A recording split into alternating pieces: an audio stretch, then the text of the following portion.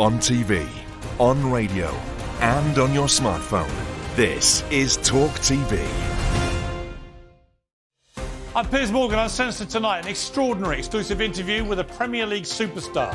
Ukraine's Oleksandr Zinchenko opens up on the horrors of war, on Vladimir Putin, on President Zelensky, and whether he'd fight for his own country, and why Russian sports stars should be banned.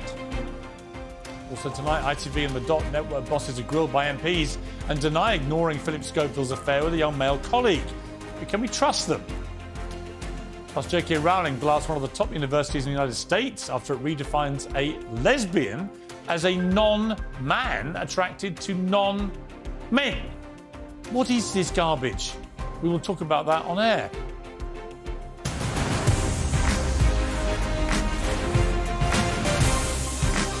Live from the News Building in London, this is Piers Morgan Uncensored. Well, good evening from London. Welcome to Piers Morgan Uncensored. Premier League footballers often get a bad rap. I've called them pampered prima donnas and overpaid wastrels. We say they're selfish, arrogant, lazy. They're also very often accused of being boring, media coach to the eyeballs, afraid to speak their minds. Well, Oleksandr Zinchenko is an antidote to all of that. He's someone I greatly admire on and off the pitch. He plays for my beloved team Arsenal. And after tonight, I think more people will admire him too. I sat down with him earlier today for what turned out to be an extraordinarily passionate, raw and emotional interview about the war in Ukraine, about the impact on all Ukrainians like him. It's already making waves across the world. We didn't talk much about football. There wasn't time. We spoke a lot about his homeland, a lot about the war. Zinchenko's got more than 50 caps for his national team. He's captained his national team at the age of 24, which was the youngest ever to do so. Like millions of Ukrainians, he has friends and loved ones over there who are facing being shelled and bombed, mutilated, attacked, raped in their homes. This is all because of Putin's barbaric form of genocide against his people. And tonight, he opens up on Vladimir Putin. What are your thoughts about Vladimir Putin? I don't want to even say his name. He's lying to himself. On whether he would go to war himself. You would fight for Ukraine? Of course. Of course. On why Russian and Belarusian athletes should be banned from international sport. They shouldn't be allowed to compete. Shouldn't be allowed. This is not political. It's life and death. This is war. And why he won't shake hands with any Russian footballer. If you had to come up against a team that had a Russian player, would you shake their hand? No chance. Well, it was extraordinary stuff, I've got to say. One of the most powerful interviews I've done in a long time with an incredibly impressive young man. It was gripping, it was heart-rending, it was shocking. He'd just come back from his first trip to Ukraine since the war started, and the impact of what he saw was very real. It's the kind of thing you don't often see from a superstar footballer, frankly, but I'm glad that he opened up to me, and I'm grateful for his time. And we'll be showing a lot of that interview later in today's programme. But first, joining me now is Talk TV presenter Nicola Thorpe and Talk TV contributor Esther Crack, who's a brace of Talk TVers. And summer's here, Esther, I noticed, with your outfit. Yeah. It's too hot to be fully clothed in winter garments. Of course. Well, it's always too hot to be fully clothed, in my estimation. Otherwise, life gets very boring. All right, Nicola, let's talk, first of all, about Boris Johnson. Yes. Tomorrow, we're told we're going to get this Privileges Committee report. It's so damning, he's already quit. And he's now been spending the last 3 days throwing his toys out of a gigantic pram. Yeah. Which indicates to me that he's feeling very beleaguered and possibly thinks this report is so damning that there may be no way back for him. Can we hope this? Or is he like a boomerang where every time you throw him away, back he comes? I mean, we can hope and pray. I'm actually praying that the Speaker of the House decides to remove his parliamentary pass as a result of everything that's gone on, as they did with John Bercow. Of course, we need to remember that Boris Johnson didn't have to resign. It wasn't necessarily going to be the outcome that he would be suspended longer than 10 days. It would have had to first go to the MPs. Then he could have taken a petition to his constituents. But he threw his toys out of the pram, and then 3 minutes before midnight, I believe on Monday, he made another submission to the parliamentary committee. They've now reviewed that. I think it's well overdue that we get the results of this. Boris says, let people judge the report for themselves. Well, yeah, we will. Yeah, we will. I mean, Esther, he's come out fighting today because Bernard Jenkin, one of the people on the Privileges Committee, was apparently at some party himself during the lockdown periods. Therefore, he says he's a hypocrite. Therefore, he should resign. Therefore, of course, nothing this report does. It's very Trumpian, all But this. the thing is, he could be right? If it's proven that he was actually at a party, fine, he has broken the rules. But it shouldn't come from Boris, right? This man has no principles to speak of. I mean, he allegedly resigned for his principles, but he has none. He has no principles, he has no convictions. He's clearly not taking responsibility for what's happened. And really, it's in the interest of the Conservative Party to distance themselves from him as quickly and as efficiently as possible. Don't even mention his name, because I think it's a complete disrespect to the country for what he put this country through whilst, What's not amazing, though, following a the bit rules like with himself. Donald Trump, he still carries this large number of people that like him.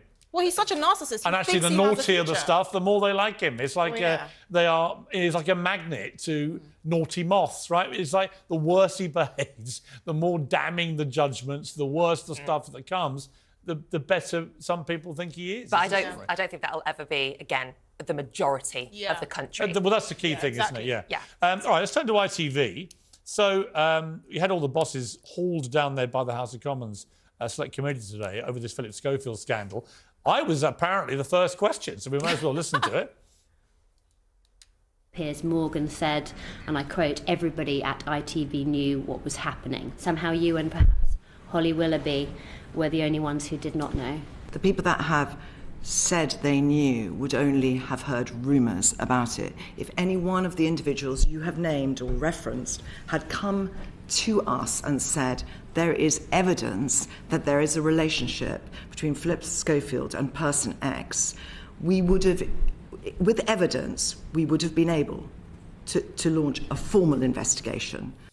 So it's quite interesting, this, Nicola, because Dame Caroline McCall there, we're supposed to take her word for all this, right? I can only go on what my experience with her was when I left Good Morning Britain, where she has repeatedly said since then Meghan Markle's letter to her had nothing to do with my departure. That's just a brazen lie. I know that because she's told other people it had everything to do with my departure. So I'm dubious about the veracity of what she says. But on the investigation, here's what I think about that.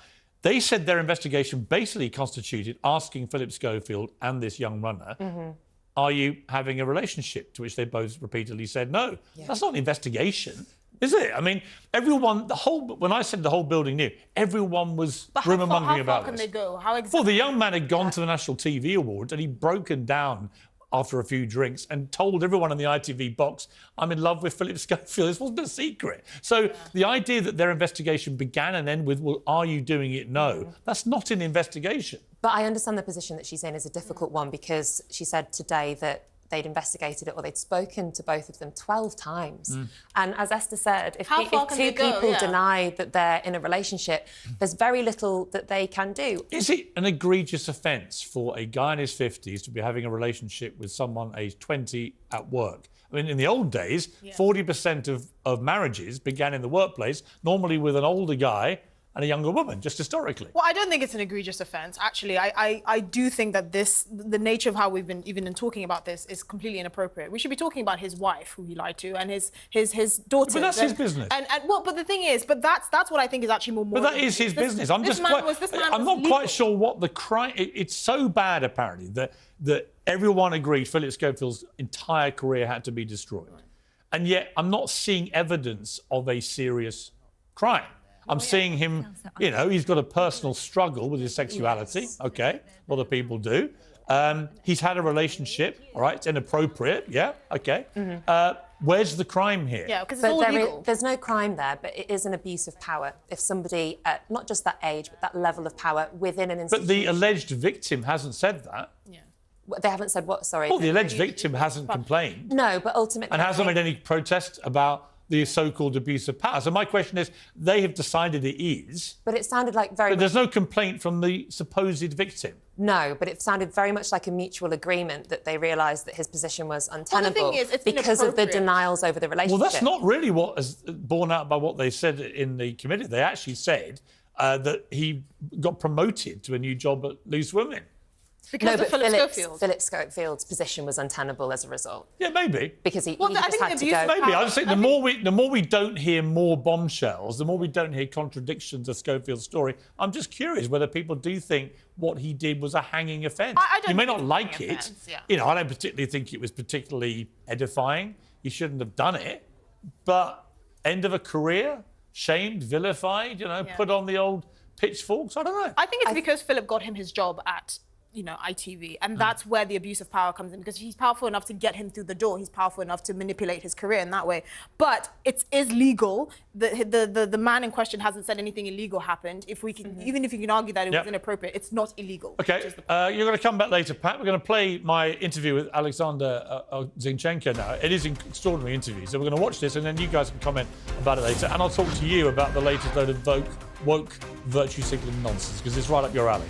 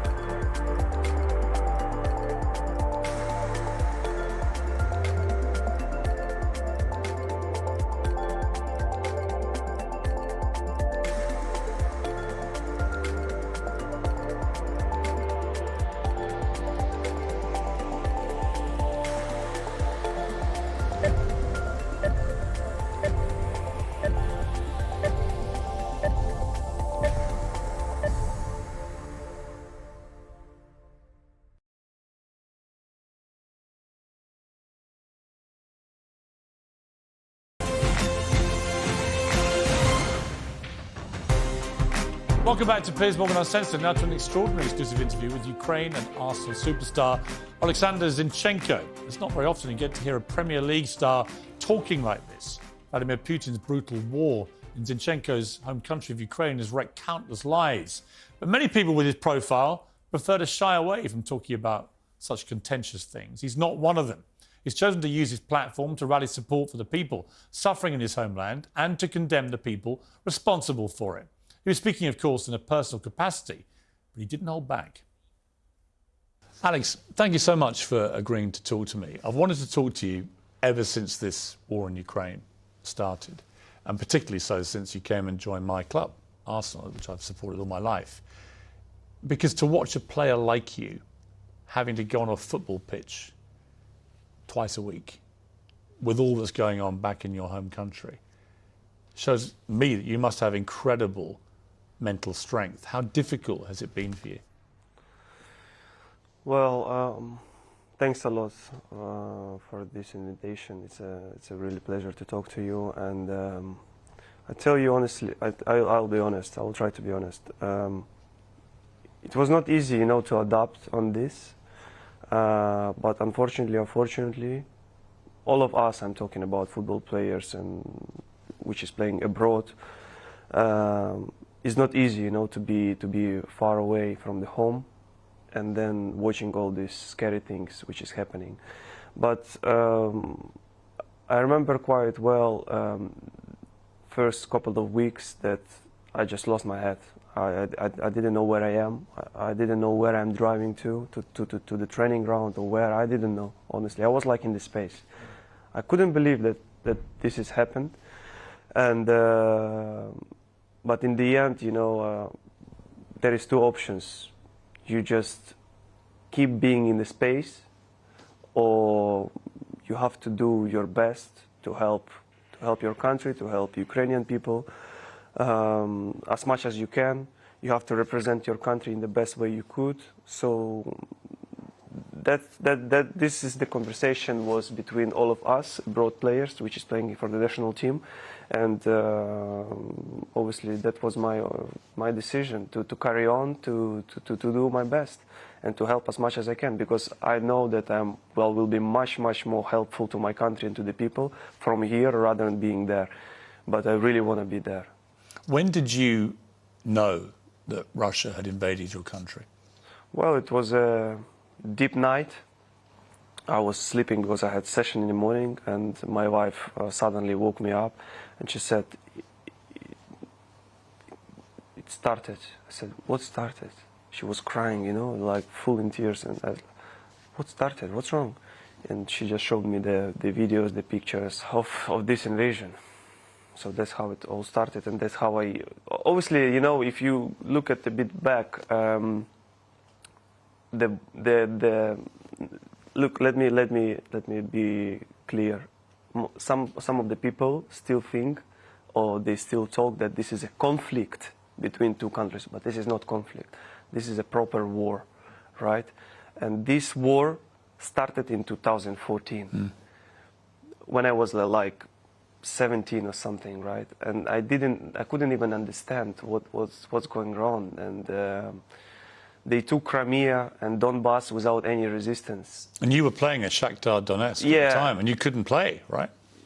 Well, all Shakhtar moved to the other city, but I had another story, football story, which we can speak later a bit, but I'm talking about just the general invasion.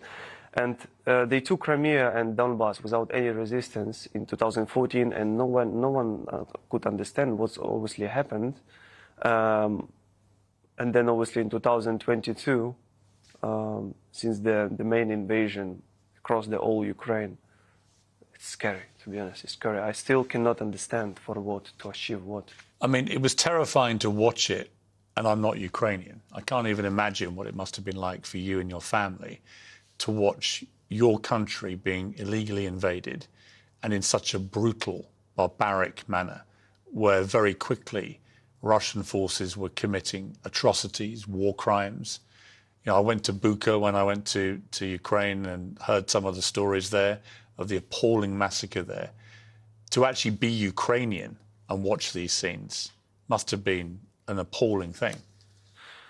Imagine the place where you was born and raised. You know every single stone there. You know everything around yourself. You know the people around yourself. You have some friends, I don't know, job. And then one day, someone from the other countries with the guns coming there, destroying everything around, raping your woman, kids, killing men, and then leaving, stealing everything around, everything what you achieved, what you bought before. for no reason. You reckon in 2022 this is possible? I don't know, but it is. And you know, using this kind of opportunities even to talk to you, I would like to send another message to the rest of the world. I know some people got fatigue. I know this. But why it's so important to keep going, to keep pushing, to stick to be together, to stick together, and to win this terrorist invasion. It's so important because today Ukraine is a shield for all the Europe, and you never know. Today is Ukraine, but tomorrow it could be. I completely agree. It could be your country. It could be any country. Exactly. What are your thoughts about Vladimir Putin? I don't want to even say his name. I don't want to even say his name or to talk about him. It's incredible, honestly. Just yesterday I watched, because I'm following all the news, and I watched a short clip of his video when he was talking to someone sitting on the table. I don't know even these people who was there around. It's like young men and girls. And he was talking about Kakhovka Dam, which they destroyed 1 week ago. And he was saying that, obviously, Ukraine did it. Well, 100,000 of people lost their houses. Some of them didn't survive. There was one zoo, 300 animals died. And everyone was talking about Ukrainian counterattack. I'm talking about army. And then he was saying, in the video, he was saying, Ukraine did it because they were planning to do counterattack, and then this dam makes them so slower, and like you're just trying to put it in your head. Well, you are Ukrainian army, you want to do counterattack, and you destroying dam to make your counterattack slower. Makes no sense. And he's just saying this. I was like watching. No, I need to watch it again. Maybe I didn't hear properly. So he's lying to himself. He did. I don't know. I know that there is a proper propaganda. I know because I had experience to playing there, but I never followed the news or whatever. But honestly, like if I had some circle when I was playing there, now this circle became to zero because I don't understand people. But I was going to ask you, you went and played in the Russian Premier League for 1.5 seasons. Yeah, and you did that because of what was happening in the Donbass, and your family moved to Russia. And you're Russian-speaking, of course. You must have made lots of friends in Russia. Are any of these people still friends of yours, or have you had to... Not a lot, to be honest, not a lot. Well, I know that I had this experience in my life, right? And some of the people from Ukraine, they don't like it, obviously. And to be honest, at the moment, me too, right? But I'm a human being, and I understand one thing, that I would like to say again, thanks to FC Ufa for everything what they have done. The Russian team that you... Yeah, where I played, yeah. But that's it. We've seen some Ukrainian athletes, sports people, now refusing to shake hands with either Russian or Belarusian athletes. How do you feel about that? If you had to come up against a team that had a Russian player, would you shake their hand? No chance. No chance. Because I would never accept their reaction. Honestly, I have to be honest. Do you think it's cowardly, the lack of reaction? I totally agree with this reaction. It's not even, it's impossible. It's not. There's no point to even explain it. The things. Look, you can say, well, but they didn't do anything against us or something. Yes, they did. They did. How and what? They didn't react. Look, they have followers behind them, millions of followers in social media or wherever. They have a lot of chances to speak out to the people which is following them.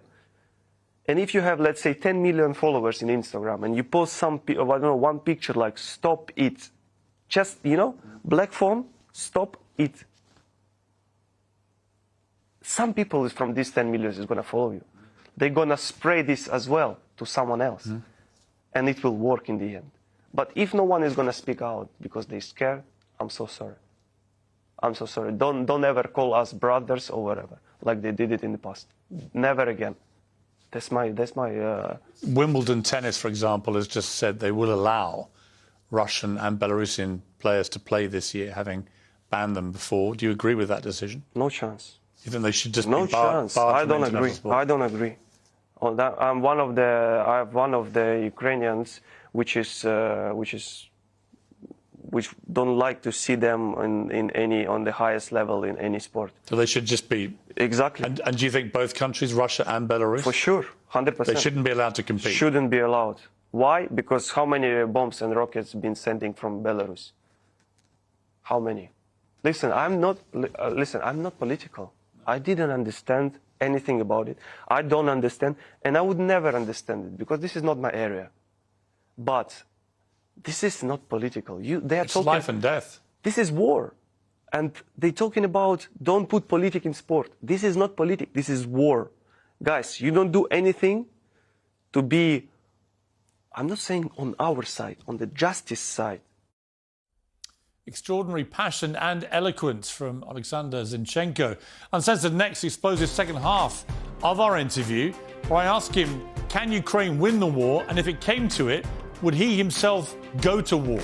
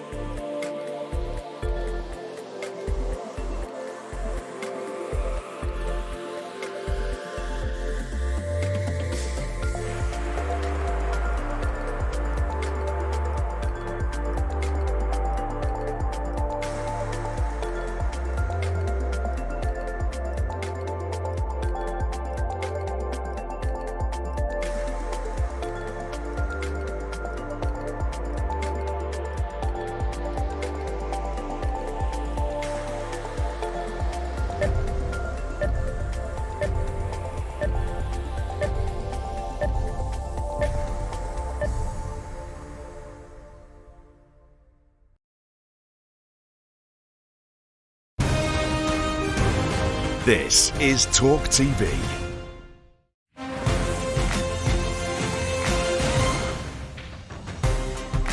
Welcome back to Piers Morgan Uncensored and the final part of my interview with Oleksandr Zinchenko. We talk about the fundraising game he's organising to raise cash for the war's victims, about whether he's prepared to fight himself But first, about his personal tragedies. Do you know people who've lost their lives? Of course I know people. Friends of yours? Well, not like close friends, but yes, friends. But people you knew? People I knew. They'd been killed? Yeah, killed, destroyed by bombs. In their homes? Yeah. They didn't do anything like bad to them, and they didn't deserve it. Do you spend your entire time just checking to see what's happening? Every single day, I don't know how many hours, honestly. Just what? Just watching. In the morning, first what I do, I'm taking my phone and checking all the news. How does it make you feel? Like I said, unfortunately or fortunately, we already get used to it, to this routine, and we have to be strong. You have family, of course, in Ukraine. Yeah. I mean, you must worry yourself sick about them. Well, of course, I'm so worried about them, and I tell you what, the mentality of people, they don't want to leave. They don't want to leave the country, even if they could. This is their homeland, and I would like, for sure, after football career, I will be living in Ukraine. That's for sure, 1,000,000%. Because I didn't been there for 2 years, and now I had trip there 1 week ago, and obviously, as soon as I pass the border, it's just my homeland. It's just my place. I can't imagine what it's like, for example, to have your parents living in a country at war when you're here. How is that for you, sort of psychologically, to have to deal with that? Well, it's not easy. It's not easy to. It was not easy from the beginning. But you know, when you already in this routine, you're just getting used to it. And the thing is, if you follow all the instructions in terms of siren and you hide yourself in the bunker, you're more or less safe. But you never know, because even last night they destroyed, I don't know, one building in Odessa. 3 people died straight. So you went back to Ukraine very recently, the first time you've been there since the war started. It's one thing to see video footage on the news or on social media. It's another to be there, to see the actual devastation. When I went to Kyiv last summer, to be able to go to places like Bucha and see what had happened, and to talk to people who'd been caught up in that, who'd lost loved ones, who'd been shelled, who'd had people they knew raped and murdered. I mean, it was horrific. What was it like for you as a Ukrainian to go back to your country and actually see it? Well, it's completely different when you see it from your phone, or rather than from your eyes. Painful, you know. It's not like scary, because I've seen it by social medias and stuff. But it's so painful. It's so painful how people suffering, how people trying to survive, and I don't know. It's just a simple example. That thanks to our president that he made this happen. Well, that moment on the first night. Yeah. That's what I was trying to say. When he did that video in his combats with guys around him and he said, "I'm not going anywhere." That was powerful for me. That was the moment where the country looked to their leader and he was going to stay, even if it meant he died. And this is about this story as well, when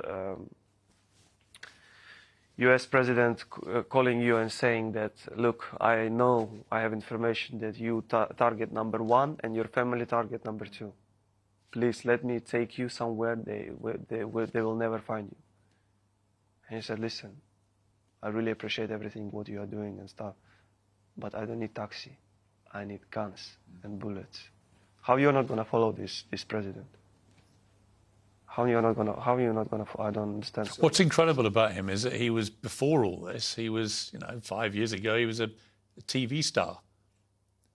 It's crazy to think that this guy who was just known on Ukrainian television for sort of light entertainment has become such an influential and inspiring wartime leader, isn't it? Well, yeah, it's incredible stuff, but in the same time, I used to say, It doesn't matter what you have done in the past. It's so important who you are today and what are you doing today. So the job he's doing is, honestly, I have no words about this. Seeing that from inside, even don't understand a lot of things still, but... People say he should do a deal. He should end the war, bring the peace by giving Russia some of the land they've taken. What do you feel about that? No chance. Listen, how many, imagine you lost someone from your circle, and let's go to the beginning. I was born and raised knowing that Crimea and Donbass is Ukraine. Yeah, I spent 5 years of my life, most of the beautiful 5 years in my life in Donetsk. Amazing city, amazing. And then at some point, it's already Russian. How? For what? Do they have rights to do that? Why we should give them? How many people already been killed? How many buildings was destroyed? And why we should give them? I don't understand. So you reckon you lost someone from your circle, and then in one day, we're gonna do that, like you said, we're gonna give them land, and then you're gonna sit and, well, I lost one of my circle. For the reason because we were fighting for that, and now you gave them like this? Just your reaction. Just your feelings. Do you feel most Ukrainians feel this way, that they shouldn't give an inch? For sure, 100%. I don't know why they still sending every single night bombs to Ukraine during the night, from 1 a.m. till 5, you know, when you sleep so deep. Obviously, why? Like, in my opinion, maybe I can be wrong, like to keep people in fear, yes, to try to push people to go against our president, to let us go against our president and to stop. To break exactly. morale, right? Yeah, exactly. So that's what they're trying to reach. And people living with that already more than 1.5 years. Do you believe Ukraine can win the war? I don't believe, I know we're going to win. We already won. Because they didn't expect what we're going to do. They didn't expect this. Maybe they thought, like they're saying, for 3 days they do parade in Kiev city center, or what they were thinking, I don't know. It's impossible to give our homeland like this, our place where we were born and raised. And to people who say, like you say, they got tired by it all, they got bored, if you like. What do you say about what Ukraine needs now in terms of firepower? Would you like to see countries like the UK, who've been very good so far, but also the United States and other countries, do you want to see them give Ukraine more weaponry, give them more ability to win the war? I would love to see that. But in the same time, what I know and what I can see, that they are giving everything what they can. But of course, obviously, you never know. All of us, we would never know. Is it everything or is not everything? But still, I would like to say, using this opportunity, I would like to say massive thanks for all the help around the world and support which we received and receiving every single day. And I really appreciate that. I mean, many United Kingdom people have taken in Ukrainian families. Are you grateful that they've done that? Well, I'm so proud of this moment, honestly. Since the invasion started, the little kids used to come to me in the shop. I was thinking, like, maybe they want to make picture or something. No, they came to me, like, saying, Alex, we are praying for all your people and your country, and we hope it will finish very soon. So it means a lot for me, you know. It means people staying with us. How hard has it been to play football at an elite level? Arsenal were chasing the Premier League title this season, very nearly won it. How hard has it been for you to try and perform to the level that you're used to performing at with all this going on? Look, football is my life. This is the place where I feel most comfortable myself. And this is the place when I'm on the pitch, I just forget everything around myself. I'm just in the game, enjoying these moments. And It's everything from your head, how you behave, how you react on this. Sometimes I'm losing my head from the morning, straight away. Seeing the news all day, don't touch me, please. Does it make you emotional? So much. But now I guess I have no emotions at all inside. I'm completely empty because I'm a sensitive person, to be honest. And seeing all these scary things, I think I left it all. And you said it's hard or not hard. It's hard for the people which is staying on the forefront line, taking their risk of their lives every single second. Having babies at home, families, wives. It's hard for them. You told a story, I think, about a woman who had 2 young children, babies, and when the dam was blown up, she died. And you had some knowledge of this woman, I think. Well, I read it in the social media, and then I asked a couple of people, a couple of volunteers, is it true or not? And they said, yes, unfortunately, it's true. It's hard to read. It was so hard to read, and I couldn't even believe. I really didn't want to believe in that. And I was just thinking about this for 2 days, and then I was calling some of the people which is helping there in that region, and they said, unfortunately, it's true. Honestly, it's so hard. Just that image, when I read that, of this woman with these 2 babies, and then the water was coming, and she knew she was probably going to die with her kids. It's not just heartbreaking, it's enraging, isn't it? The question is to achieve what? They done it to achieve what? You know that in that region there is a lot of plants growing before it used to grow. And now when all water will go down, it's not going to grow anymore for years. It's a big ecological catastrophe, massive. Where you come from right now, every day people are getting killed. Well, all of us Ukrainians, we are praying and we're hoping that our victory is not far away. And all of us, you know, I'm talking about the rest of the world, all the people which is helping us and supporting us, we believe that we're gonna beat this invasion. That's for sure. You're going to be a father again soon, and you have a little 2-year-old girl. Has having your own child and another child to come, has that given you something extra when it comes to how you think about this war and what's going on with the young kids back home? I'll be honest with you, when I'm playing or seeing my daughter smile, I'm over the moon. I'm straight away forgetting about everything around myself.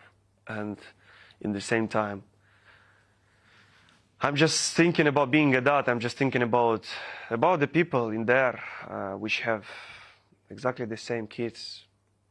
And then some of them been killed for no reason. Some of them didn't come back home. And I don't know, it makes me so disappointed, so disappointed. Have you wanted to join the fighting yourself? If there will be a time, everyone will be there. If will be the last call or something, or whatever, if will be a call, we go, all of us will go. You would go? Everyone will go. You would fight for Ukraine? Of course.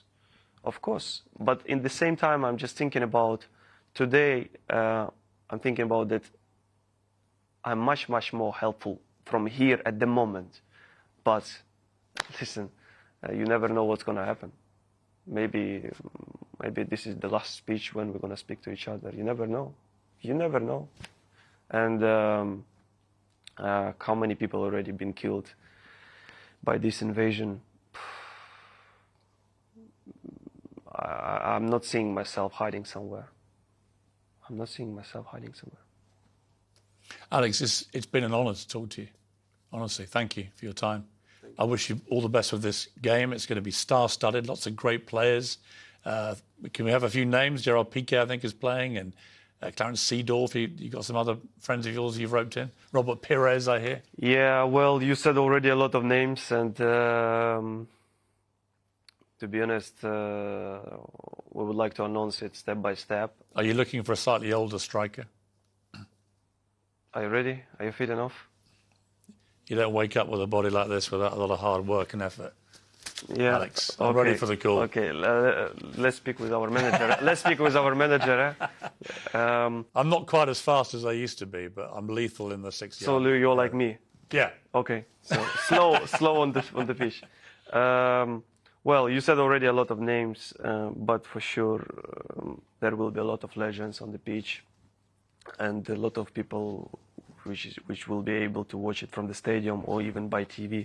They're gonna have fun, but the main target is from this match is to raise the funds for the school in Chernihiv region to rebuild it. And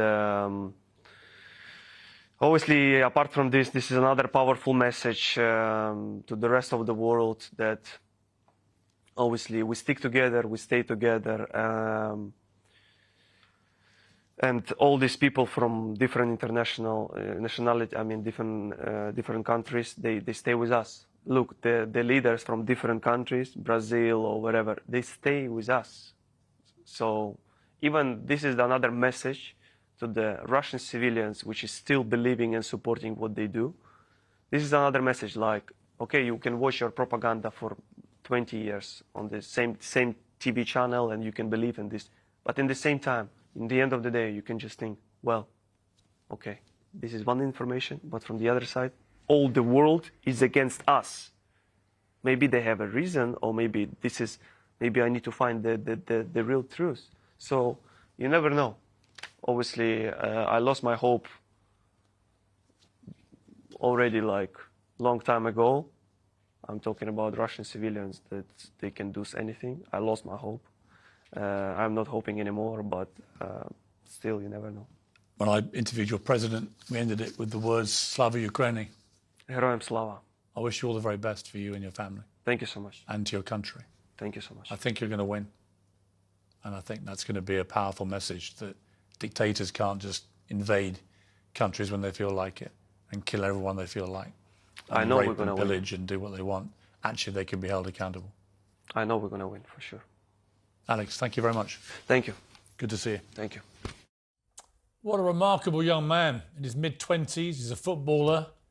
But wow, what an interview. Came away really giving me a lot of food for thought. I'm sure he has with you, the viewers, too. Uncensored next. The pack will be back to give their reaction to that interview. And we'll debate that argument he made that all Russian and Belarusian athletes should be banned from sporting events.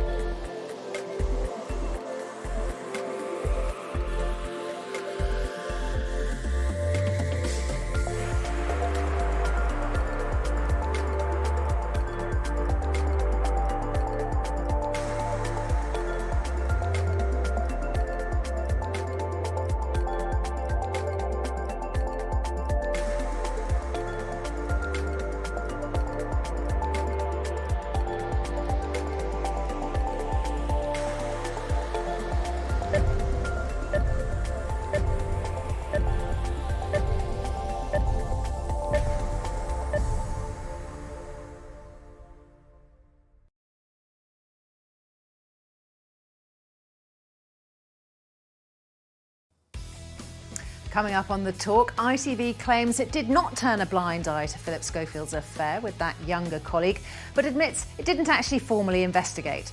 And 1,200 migrants arrive in small boats in just 3 days. And Andrew Lloyd Webber says political correctness is stopping him from writing that next big musical. That's all at 9.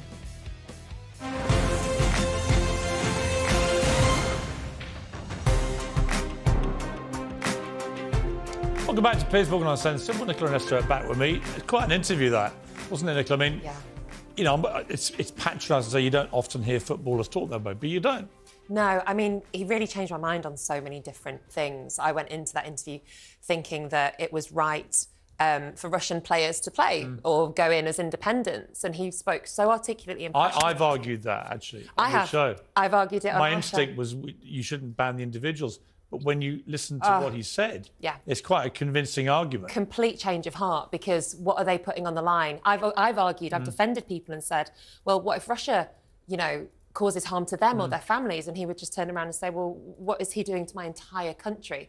In order to be an ally, you have to be all in, or you're not. I mean, think yesterday, you could imagine a scene at Wimbledon where there could be a Russian male tennis winner, okay? And he talks about him a bit cryptically in that interview. But if he was to lift it and be presented with it by a member of the British royal family, that's a hell of a moment for the Russians to claim a victory, right? I get it, but I still feel very uncomfortable with banning, you know, people from certain countries because of their nation's, you know, political stance on many things. And I also think we have to... Because where do you stop, right? Exactly, but we also have to remember that, you know, they are not their country. And you can't punish individuals for something that their countrymen have done. But you also have to remember it's his country. Yeah, but he said something really It's his friends remarkable who've been killed. It's his family who live in terror. And I can completely understand But they're Russian victims why as Zinchenko well. feels the way he does. But they're Russian I don't necessarily victims. agree with it all, but I understand why he feels that way. I think that the idea that you can punish someone for an individual for something that their country does is really wrong. I don't agree with that. I don't think it's going to move the needle. And I also think we have to remember that there are Russian people on the other side who are also victims of Putin's war. And I don't think you're going to get very far by trying to convince people that, you know, you should ban Russian or Belarusian. There's been a bit mixed reaction on social media, as I would have expected. But I just thought he was so raw and kind of articulate and emotion charged. This felt real. Yeah. Right? This wasn't the normal PR-controlled footballer interview. This was a guy bearing his soul about something that has been the most life-changing thing in his world, right? Yeah, and I really think it helps for British viewers as well. We often get fatigued with stories like this. As he said. Yeah, a year on, people are going, well, you know, there's only so many images you can see and feel horrified by, but to see it through his eyes was really, really powerful. I think one thing that he said that I found, you know, quite interesting was he said it's not political. Like, you know, standing To him, it's war. But the thing is, But war is political. of course, exactly. of course. That's why there are two sides. But it to every doesn't feel war. political if you're on the receiving end of the Exactly, bombs, right? but- You just feel like my people have been killed. Yeah, but he plays for, you know, one of the biggest clubs in the Premier League. He has millions of eyes on him every week. He is a very powerful tool to keep, you know, the attention on this war going. And I think, you know, I think he should be using that. I think it's And very they're doing this big remarkable charity game. Him, Andrei Shevchenko, another Ukrainian football legend, at Chelsea, August the 5th, is to raise money to rebuild one of the schools that have been demolished. 800 schools have been really badly damaged in Ukraine, 220 irreparably. Imagine the damage to the kids' education, everything. I want to just segue to something far more insignificant, really, but it has wide-ranging, I think, consequences if it's allowed to carry on. The Johns Hopkins University, a centre of medical brilliance around the world in Baltimore, has come up with a glossary of their LGBTQ plus guide, and it's redefined the word lesbian. It says that whilst past definitions refer to lesbians as a woman who is emotionally, romantically and or sexually attracted to other women, this updated definition is apparently includes non-binary people who don't identify with that. So a lesbian is now a non-man attracted to non-men. And yet, bizarrely, in the same glossary, a gay man is a man who's emotionally, romantically attracted to another man. Even you surely throw the towel in now. I think they just did this to wind you up and it's worked. No, I think that what they've done rather clumsily, I'll admit, is explain that the term lesbian literally just means for women who are attracted to women, whereas gay can be used to describe lesbians. Gay can mean just a man who's in love with a man or a woman who's in love with a woman, whereas lesbian is just for women. But that's what queer they was have for. airbrushed the word woman again. And we see this time and again, where medical institutions and universities, they just won't use the word woman. Well, yes, but I am curious because I thought that was what the word queer or homosexual was No, for. queer means everything. So Okay. just What about non-conforming. homosexual? Because, I Homosexual's the same, yeah, as gay. well, Can we just agree on one thing? Yeah. Can we not just have all these debates, but not eradicate the word woman? I can't believe I'm the one fighting this lonely battle Well, for you women. I would argue that we need you on... Why is it on me? We do need you on lots of other battles, Piers. Yes. I would rather you spent more time Just let women be women, let lesbians be lesbians. And whatever you're up to, whether you're a lesbian or a woman or a man, keep it uncensored. Good night.